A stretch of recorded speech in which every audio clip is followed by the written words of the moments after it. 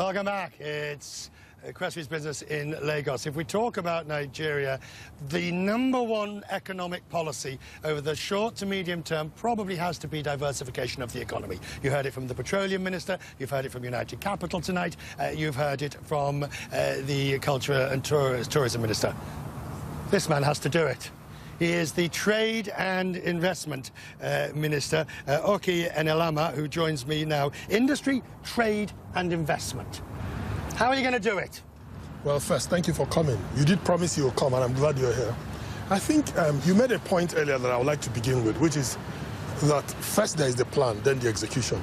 But I think it's important to point out that the plan here is reasonably clear, that we have to focus on a few key areas, and we've defined those areas as food and agriculture, energy and infrastructure in general, including transportation, and then industrialization. Now, that energy issue, a part privatization, part improving the generation and the transmission, but it really comes down to ensuring that the lights stay on.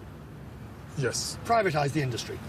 Well, we have already started to privatize, but as you will find out, when it comes to energy, you have to get all the elements of the chain right.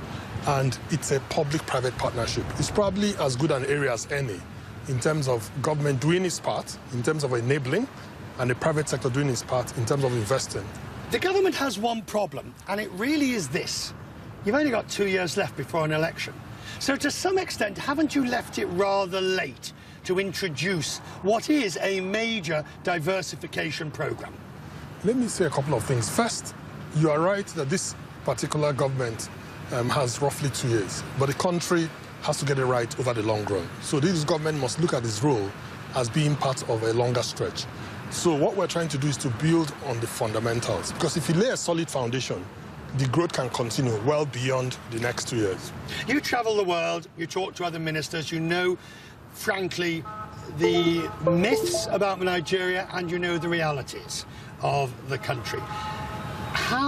How far are you from being able to dispel some of those myths? Because, the first myth is that, what's your wallet? The second myth is the security problem. The third myth is, to some extent, that everybody is covered, which is simply not true. And major changes taking place. But you haven't got that message out yet, have you? Well, that's why we are glad when you come. I think the first thing to say is that, you are right that messaging is important, performance is important, and time is important. All those three things have to work in our favor. In other words, we have to be consistent in our messaging, we have to be consistent in our performance, and we have to do it over time. And I believe we're doing that. I wouldn't be overly anxious about not winning the war in the short haul, because it's a long game. It's very important that we stay on course, we stay committed, and we get those results. Because the truth of the matter is that people believe over time. There are some early believers, there are some that will come on later. But it's very important that we're consistent. And I believe that the turnaround we're now seeing is being built on a much more solid footing.